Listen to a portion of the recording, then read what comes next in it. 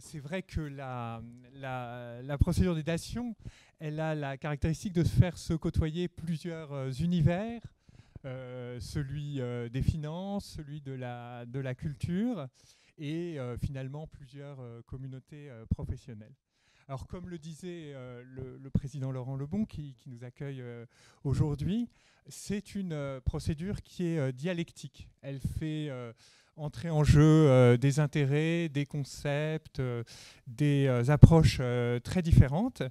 Et finalement, il y a un lien entre cette dialectique, cette tension, et tout le potentiel que recèle la procédure des dations, hein, dont il a été parlé. Alors, c'est un potentiel, bien sûr, en termes de recherche et d'interrogation intellectuelle. Hein, et Madame Cornu et puis les autres chercheurs qui s'investissent sur ces sujets le savent bien.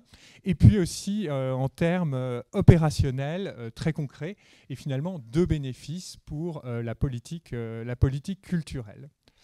Je vais essayer d'approfondir ces questions de manière à mieux comprendre ce qu'est la procédure des dations et les intérêts qu'elle comporte. Demain, justement, Louis-Olivier Fada, le chef du bureau des agréments, expliquera davantage le mode d'emploi, hein, le modus operandi des agréments en matière de dation. Peut-être d'ailleurs que ça soulèvera l'intérêt de certains qui ensuite recourront à cette procédure davantage. Alors, en matière de politique culturelle, finalement, c'est quand même pas les dispositifs fiscaux qui manquent. Hein, et il faut replacer finalement la procédure de dation parmi plusieurs outils, plusieurs leviers qui ont déjà été évoqués tout à l'heure d'ailleurs par les intervenants aussi. Donc le mécénat, bien sûr, le mécénat d'entreprise avec une réduction d'impôt de 60%, un plafond en fonction du chiffre d'affaires de l'entreprise de 5 pour 1000, et puis le mécénat des particuliers aussi, également assorti d'une réduction d'impôt. La procédure des trésors nationales, qui comporte aussi une commission, la commission chargée d'apprécier la qualité de trésor national, et une procédure bien particulière, qui pourrait donner lieu d'ailleurs à des discussions aussi, avec un appel à contribution au journal officiel, et une réduction d'impôt, cette fois de 90%, donc plus élevée. Il y a enfin une autre mesure peu utilisée, mais qui peut gagner à être connue, qui est celle du dépôt, hein, pour les œuvres qui ont fait l'objet d'un refus de certificat d'exportation, qui n'ont pas été achetées par l'État ou par une collectivité publique.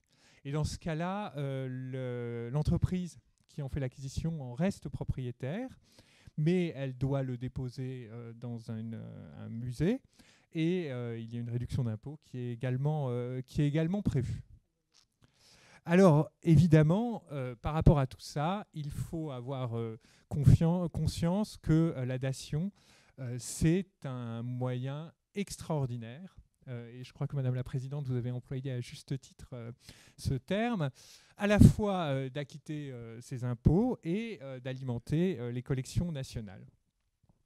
Extraordinaire au sens profondément dérogatoire dans ses principes, mais avec la justification d'un objectif bien précis.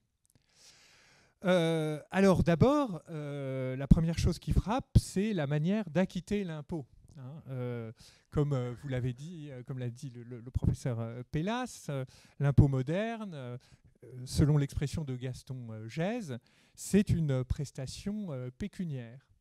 Et on retrouve cette conception dans le droit positif, à l'article 1680 du Code général des impôts, puisque d'une part, cet article limite le paiement en espèces, et vous savez que c'est une question qui a un peu défrayé le fait de l'actualité ces derniers temps.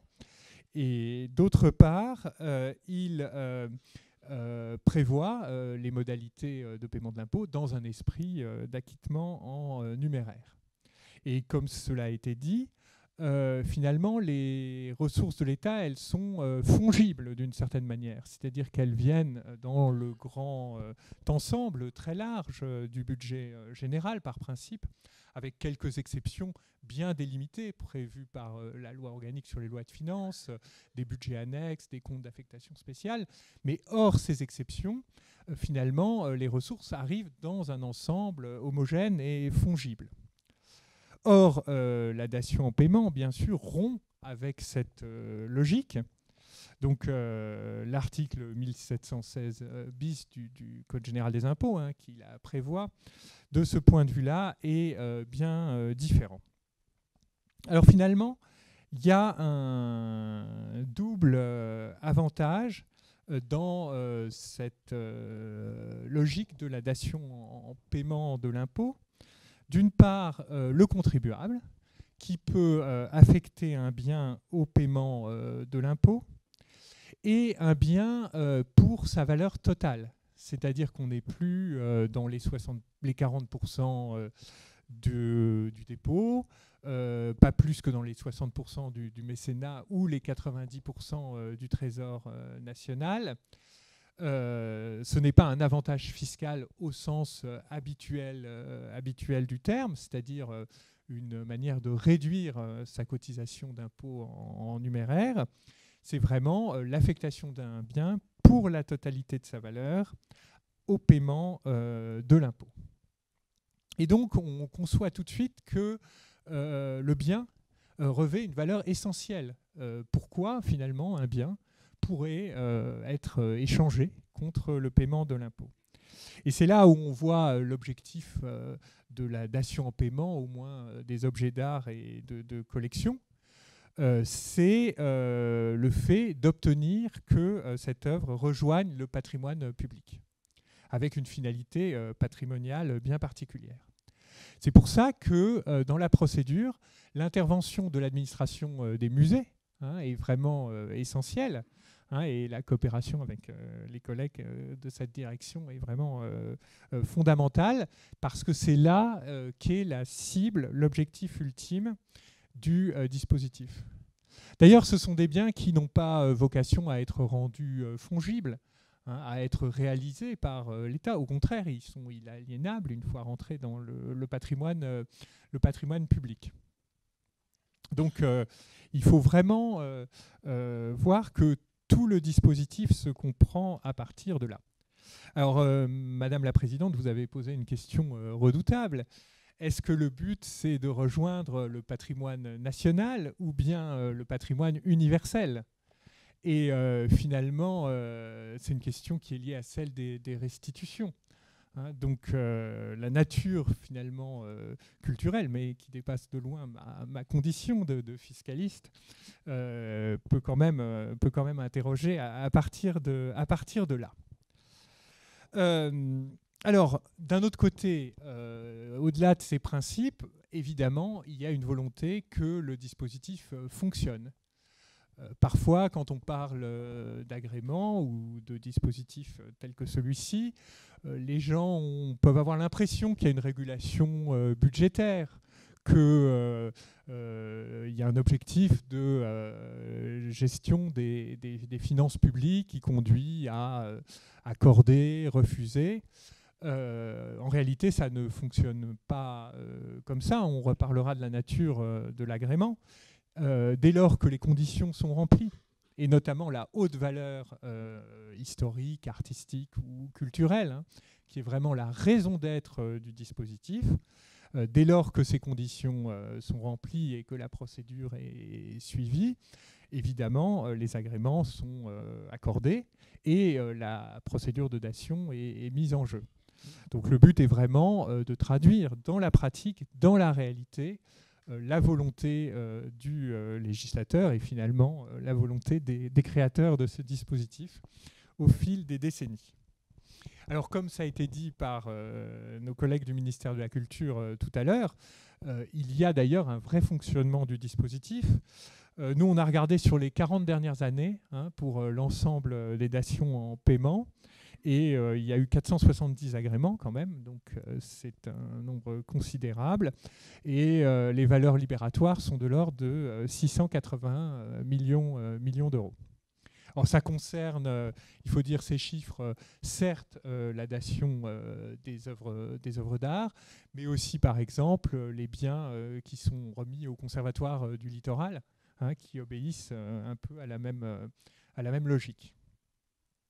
Alors, si nous regardons maintenant d'un peu plus près le mécanisme de la dation en paiement. Finalement, il faut, comme souvent, se référer au droit civil.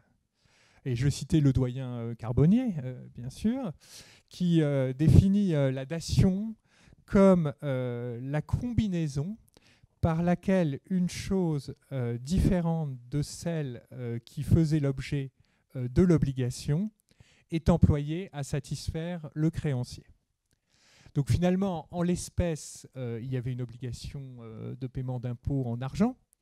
Et donc finalement, l'État attendait la remise d'une somme d'argent pour toutes les raisons qu'on a expliquées. Et finalement, le créancier comme le débiteur de l'obligation, de la dette fiscale, se satisfont de la remise d'un objet, en l'espèce d'art ou de collection. C'est un exemple finalement de ce qu'on appelle couramment le paiement en nature, même si le fait de savoir si c'est un paiement est discuté finalement. Il y a beaucoup de débats sur les notions, mais en tout cas, le débiteur exécute en nature met fin en nature à l'obligation qui le liait avec le créancier. Et donc finalement, on voit bien que on part d'une dette fiscale. C'est là qu'est le point de départ finalement de la procédure. Et ce raisonnement fondé sur le droit civil, on le retrouve là encore dans d'autres aspects du recouvrement fiscal. Si on regarde par exemple ce qui se fait en matière de compensation des créances fiscales, on voit tous les liens qui existent avec le droit civil. Donc le recouvrement fiscal, finalement, fait reposer ses principes dans un certain nombre de cas sur le droit civil.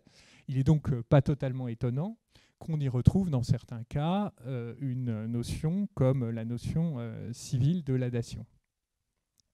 D'ailleurs, c'est par exemple dans la thèse de Frédéric Bicheron, donc une thèse de droit privé, qu'on retrouve des développements sur la dation en paiement fiscal.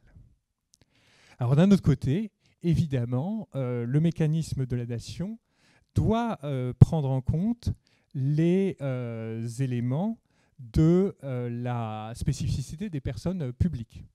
Et donc c'est là qu'on retrouve finalement toute cette procédure d'agrément, qui est une procédure de droit public, et tout un tas de règles, à commencer tout au début de la procédure par le fait que l'offre que dépose la personne qui veut procéder à une dation, comme vous le savez, elle ne peut pas être retirée pendant 6 mois, et même les autorités publics peuvent décider d'une prorogation de 3 mois pour poursuivre cet examen.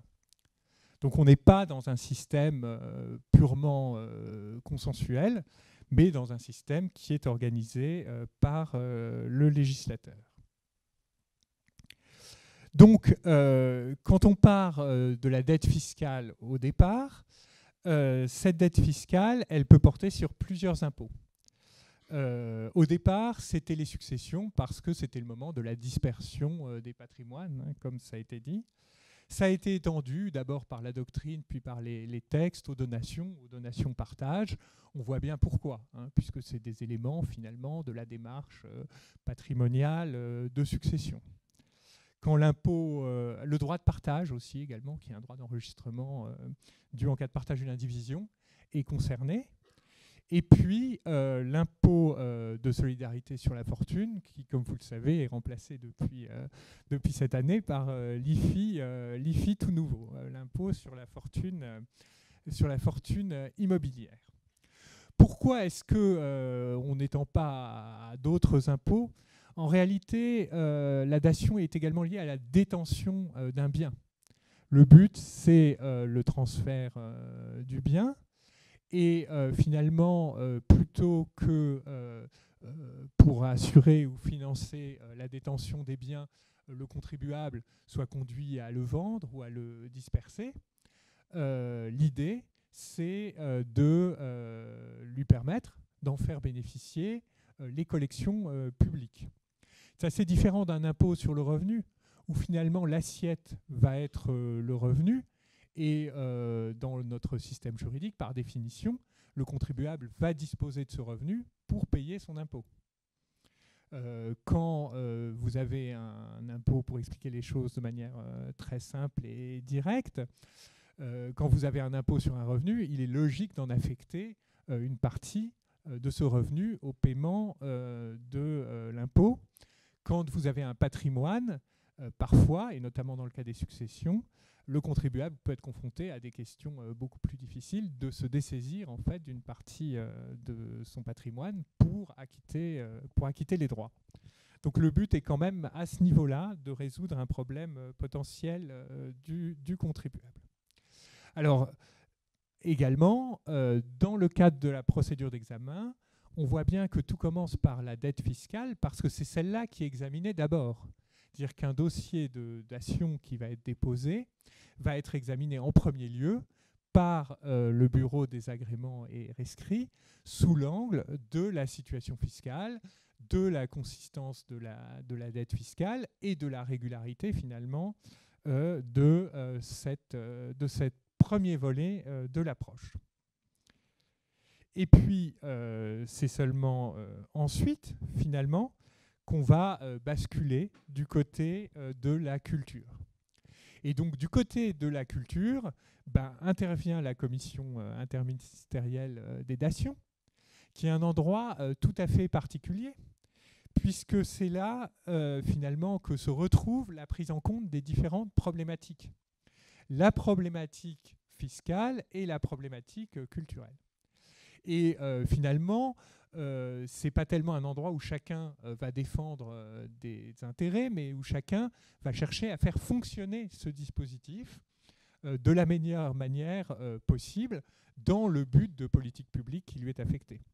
Et ça, c'est quelque chose qu'a souligné le président de Boihu tout à l'heure dans son exposé, et c'est vraiment essentiel. Et finalement, c'est une procédure d'agrément à 2 étages. Premier étage, l'examen fiscal. Deuxième étage, l'examen culturel.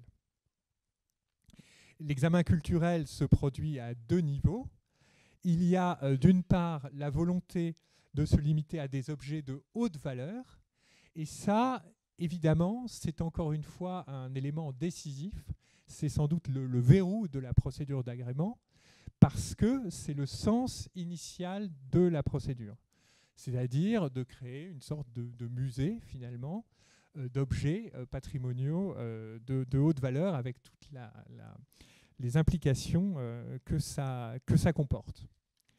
Et puis également, il y a la question de la valeur qui est examinée au sein de la commission, donc de la valeur libératoire. Et là, l'idée, c'est de savoir à quelle hauteur la dette peut être éteinte. Et finalement, si la valeur de l'œuvre n'est pas suffisante, on procède à ce que les manuels de droit des obligations appellent le fractionnement, c'est-à-dire qu'on éteint une partie de l'obligation, mais pas la totalité, à charge pour le contribuable de verser le complément.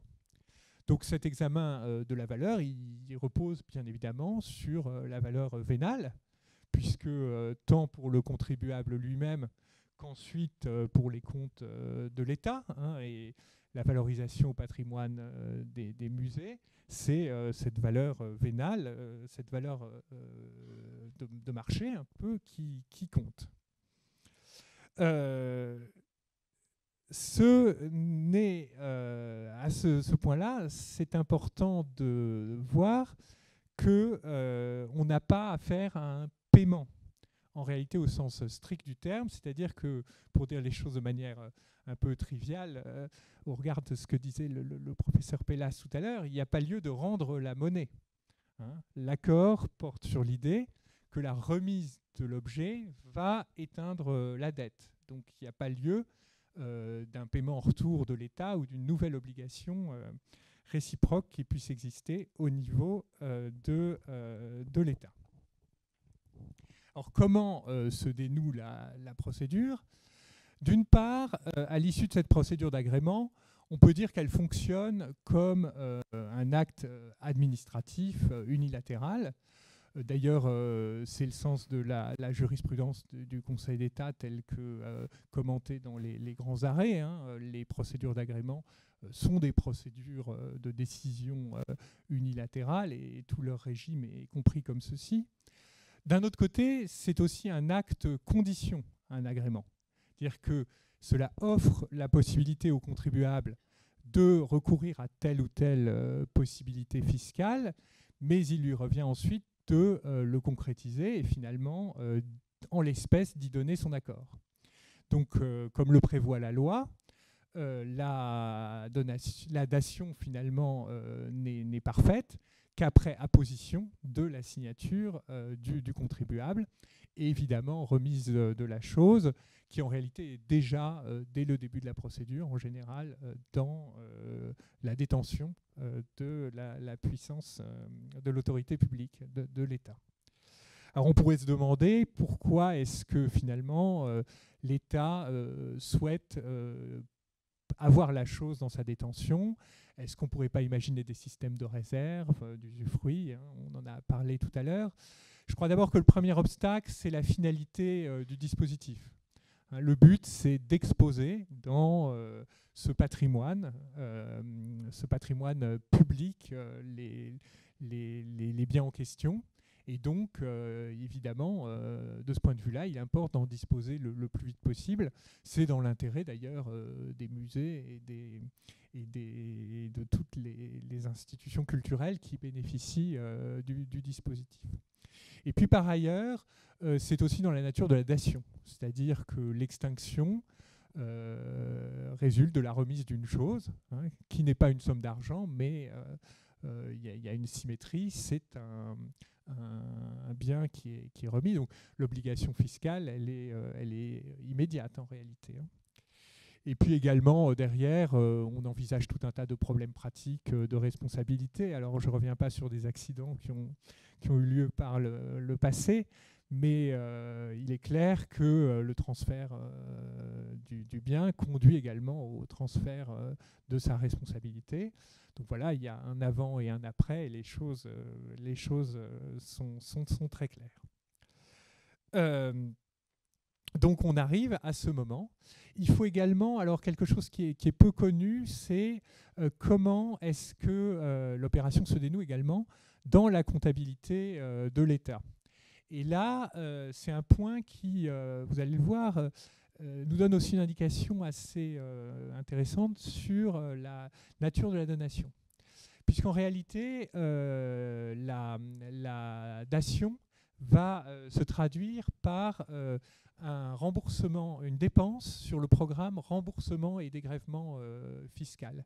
C'est-à-dire que le programme 200, donc pour les amateurs de ce genre de choses, hein, il reprend toutes les créances fiscales qui sont annulées pour une raison ou pour une autre, soit parce qu'elles ont été mises en place à tort, hein, et que c'est constaté par l'administration ou par les tribunaux, soit par admission en non-valeur, c'est-à-dire qu'on renonce définitivement à la recouvrer parce que c'est devenu totalement impossible, ou également parce que l'impôt en question a fait l'objet d'une dation en paiement. Donc finalement, la créance fiscale est annulée dans les comptes de l'État. Et c'est bien cohérent finalement avec l'idée que à la créance fiscale qui existait, il est mis fin par remise de la chose. En conclusion, je crois qu'il faut dire que la question de la dation ou de la donation et quel est le lien finalement ou l'opposition entre les deux.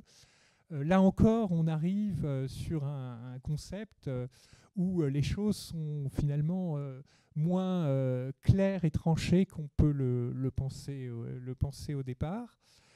Parce que, certes, il y a acquittement d'un impôt, et donc le contribuable s'acquitte de son obligation fiscale, mais d'un autre côté, il ne s'agit pas d'un paiement au sens strict du terme, hein. C'est un acte de volonté qui est différent. Et donc, finalement, le contribuable qui procède à une dation, en plus de s'acquitter de sa créance fiscale, ce qui est une obligation, eh bien finalement, il enrichit également les collections publiques, ce dont on peut se féliciter de même. Au total, hein, je crois qu'on peut dire qu'on passe par le mécanisme de la dation d'une dette fiscale à un objet qui vient enrichir, hein, le patrimoine national ou le patrimoine universel. Alors. Et je crois que tout ça, on le comprend mieux aussi en se référant d'ailleurs aux œuvres esthétiques, hein, d'André Malraux sur le musée imaginaire, c'est-à-dire la volonté de parvenir à créer comme ça un répertoire d'objets pour la culture.